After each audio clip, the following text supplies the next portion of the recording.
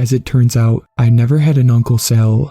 I still remember him, though, sitting dour at certain family events, drink always in hand. "How's it going, Uncle Sal?" I'd ask, thinking he was just lonely and that talking to someone might cheer him up. "I'm on the road to nowhere, Jack," he'd say. I never knew how to respond to that. Did I tell him that my name wasn't Jack? Or did I tell him that I was sorry his wife, my aunt, had died, but that tomorrow was another day? In fact, today was another day, and we were all here having fun and eating good food together, and so there was a reason to feel happy. Of course, it wouldn't have mattered because he didn't exist. Always sitting there silently, sometimes deigning to validate the adequacy of the turkey dinner when pressed, and always telling me, when I tried to cheer him up, that he was on the road to nowhere. "You are too, Jack," he'd say. The last that I, or anybody, saw of Uncle Sal was 22 years ago, on November 1st, early in the morning, before the sun was even up. I was in the kitchen, rooting through the drawers to find out where my parents had hidden the last of the Halloween candy. Out of the silence, there was suddenly much ado at the front door, a rattling of the knob, followed by a series of bangs, which spooked me for a moment, as I recalled images of monsters in the dark from the night before, until a familiar voice called out, "For Christ's sake, it's Sal, let me in." A moment later, my dad came into view from upstairs, stark naked, looking as angry as I'd ever seen him. He walked over, pressed his hands against the door, and shouted at Uncle Sal to go home and sleep it off or so help him God. "Open the fucking door," said Uncle Sal in a mad voice. "I've got something important to say and I don't know how much time I've got left." "Sleep it off," said Dad again. I was staring right at his hairy ass. It was gross, and I wondered if one day my own ass would grow as hairy. "If only I could," said Sal, so quietly that I could barely hear him. "Open the damn door, Don. I won't be but a minute." At last my dad relented, undid the lock, and swung the door open, still naked, his manhood retreating into him as the cold fall air rushed into our sanctuary. "This better be damn good, brother. It's damn bad," said Sal, stepping inside, and seeming somehow to darken our house. Then to me, "You might as well hear this too, Jack." "I'm not Jack," I said in a small voice. "Well, and I'm not your Uncle Sal. That's what I came here to say." My father's anger, I noticed, had not abated. "So you got a little high and had to share this great insight with us, huh? I'll tell you what, you're right. You're not a part of this family, not anymore. This has been the last straw, barging in here like a maniac. You're nothing now." "That's the exact truth," said Sal sadly. "I heard a noise coming from my closet. It sounded awful, like nails on a chalkboard, you know. It triggers a response inside of you. You can physically feel it sliding into your ears and entering your body, prodding your nerves and making you shiver." I found that I was suddenly shivering myself. "What was it?" I asked. "It's nonsense," said my dad, "and unless your former uncle vacates the property post-haste, I'm calling the police to have him removed."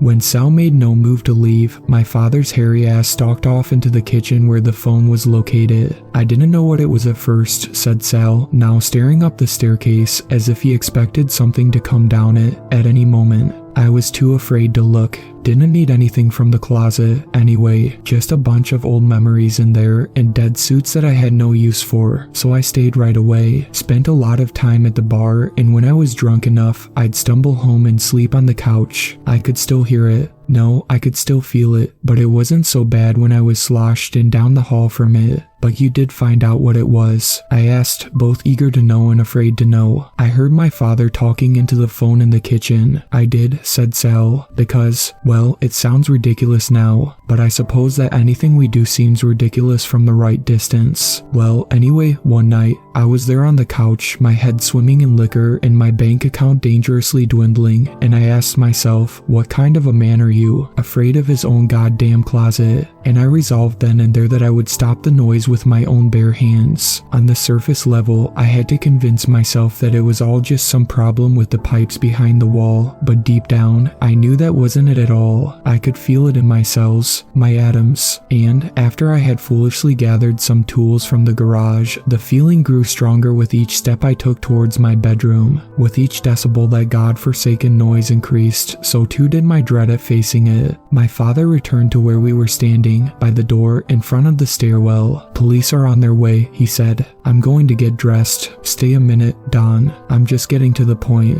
I was waiting for you. This is the last you'll ever hear from me, so another minute won't hurt." I could hear the bed on the floor above us creak, and my mother put her feet on the ground. She plodded off into the bathroom. "You've got 1 minute," said my dad, "if the police don't cut you off." Good, said my uncle. So there I was, tool bag in one hand, doorknob in the other, ready to face whatever was in that closet, and I was still shivering on account of the sound. That sound is a warning of what I'm about to tell you if I can cobble together the words. Sal paused and reached into his coat pocket for a cigarette. "You can't smoke in here," said my dad. "Arrest me then," said Sal, lighting up. Then he continued. I opened the door and I saw the source of the sound. It was coming from this crack, not a crack in the wall, a crack in what we think of as reality, and it was wide enough where I could see a little bit into it, into what's lying behind what I now understand to be the paper-thin veneer of our reality, and it was crystalline, this intricate, incomprehensible pattern of glimmering blue, many-faceted crystals, and then I leaned in to stick my head through the crack. Sal took a deep drag and blew the smoke out slowly. My father was as angry as ever. "This is the most ridiculous nonsense I've ever heard. Even for you, Sal, this is a new pitch of insanity. I pity you, but the time has come to cut all ties." As I brought my head nearer and nearer, said Sal, the noise increased in intensity. I was no longer shivering, but now violently convulsing. My body was doing its damnedest to warn me, but I had to know what it was all about. And so, with my ears bleeding, I stuck my head into the crack. At once, the terror stopped, so too did the pain. Now I was looking at reality as it really is, controlled by these cold blue crystals. I didn't know if there was a consciousness there, but there was something there. Something making it all happen. Something experimenting. Again, whether the experiments were deliberate or not was unclear. I felt a will, but if it was a will aimed at a specific purpose or not, I didn't know. "Your minute is up," said my dad. Just in time, because that's the end of the story. What I discovered is that I don't exist. Not really, never have. Thus concluding, Sal flicked his cigarette butt out the front door, which was still standing wide open despite the cold. "That is just as good as the truth," said my father. "You certainly never did anything with the life you were given." "Take care, Don," said Sal. He turned to me. "You too, Jack." "My name isn't Jack," I said, though I wanted to say so much more. I wanted to ask so many questions, but they wouldn't come to my lips. I could only insist that my name wasn't Jack, though a part of me wondered if it was. Sal turned around and walked out of our house, closing the door behind him, cutting off my view of the creeping red sunrise. It took some time and a great deal of trouble before I understood that my family was not merely pretending that Uncle Sal had never existed. To them, he hadn't. Nor did I find any physical evidence of his existence, despite digging through long-forgotten photographs in the attic, and even going so far as to bicycle the 30 miles to the house he had bought with my aunt, only to be told by the current owner that she had lived in there for the past 20 years, and didn't know anybody by the name of Sal. At first, I was desperate to convince people that Uncle Sal had, in fact, existed. But all I got for my efforts were looks ranging from annoyance to concern, and, more than once, the suggestion that maybe it was time to talk to somebody about all this. Somebody with a nice couch I could stretch out on, and who knew things about how my mind worked that I myself didn't know. And so after a while, I decided that there was no point in trying to convince anyone of what I knew to be the truth. It has been easy enough, through the years, to forget about somebody who has universally agreed to have existed, and even easier, I found, to forget about somebody who nobody else remembers ever existing. At most, Uncle Sal would come to mind in a flash when I would, say, look over at the old chair in the corner of the dining room where he used to sit and glower during family events. Or sometimes I would catch some awful sound that made me shiver, a fork scraped across a ceramic plate, for example, and I would think of him in his crack in reality. I remember once asking my high school science teacher, whom I admired a great deal, why certain sounds, like nails on a chalkboard, affected us the way they did.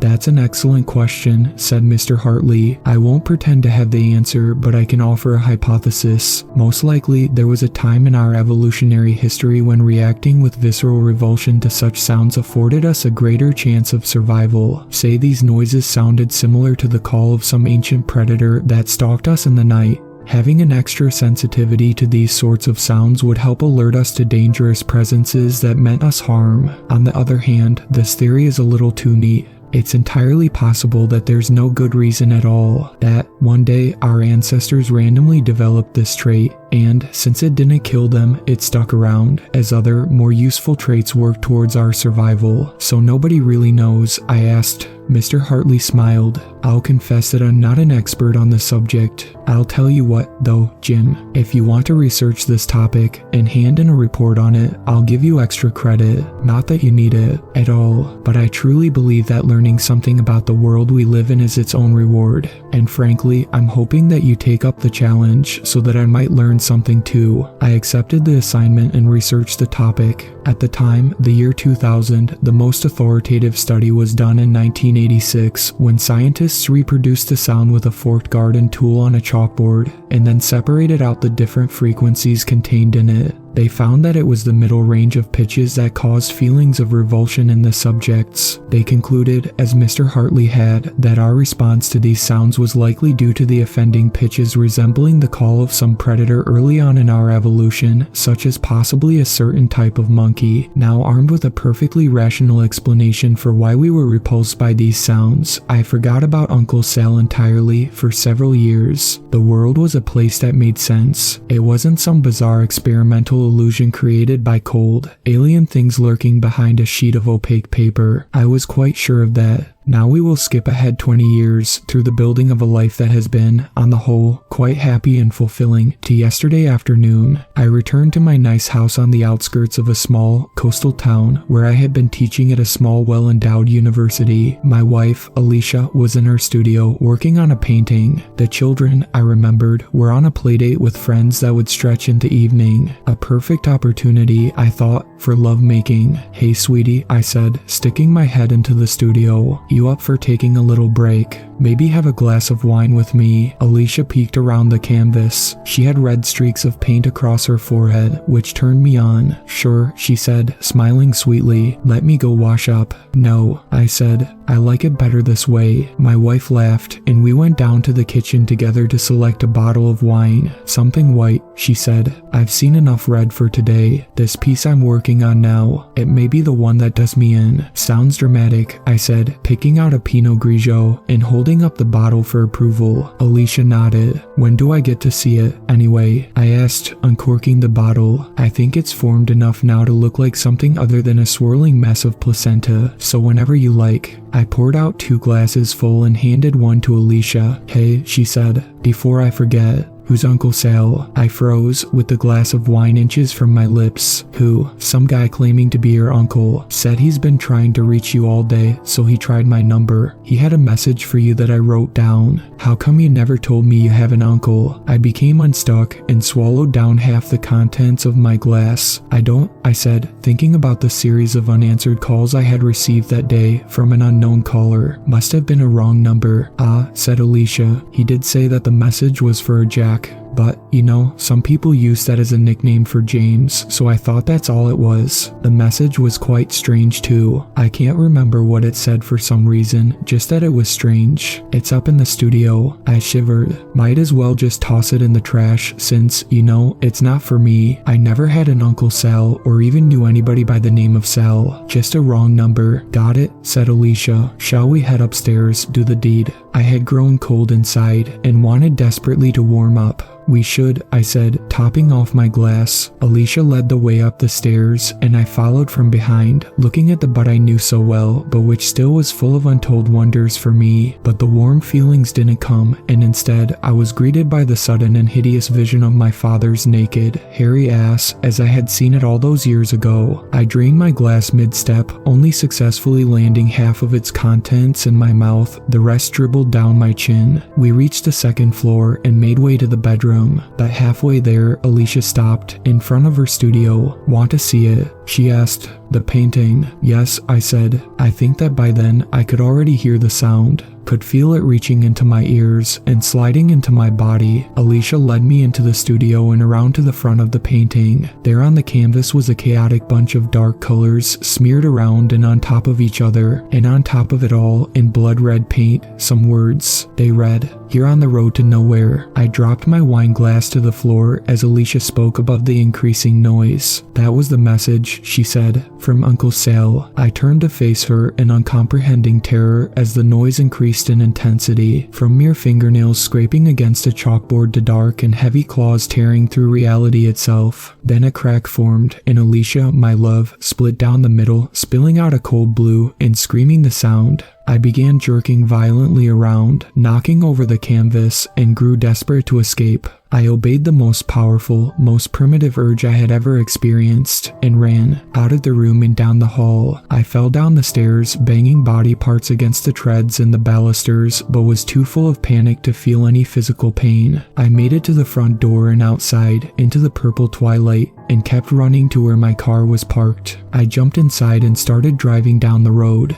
I drove for many miles, the pain now fully registering throughout my body, and finally pulled into a hotel parking lot. My intention was to drink myself into oblivion and pass out alone in a cheap room, putting off the business of processing what had happened until there was some distance to look at it from. But after a few drinks, my nerves had steadied enough, and I was happy to convince myself that it had just been a strange hallucination. All of it, from Uncle Sal to the splitting apart of my wife. She was probably home now, I figured, alone with the kids, beginning to grow irritated that I wasn't there yet. The bartender lumbered over to refill my drink. He looked strangely familiar. I held up a finger and said, "Give me a second. Not sure if I want another one yet." I pulled out my phone and went to call Alicia, but I couldn't find her name in my contacts. I bit my lip and dialed her number manually. The line rang and rang. "Well," said the bartender, "what's it gonna be, Jack?" I terminated the call, then pulled out my wallet and placed a $50 bill on the bar top. "Keep the change," I said, standing up. "And my name's not Jack. It never was. Don't you fucking forget it." Then I walked out into the cold night.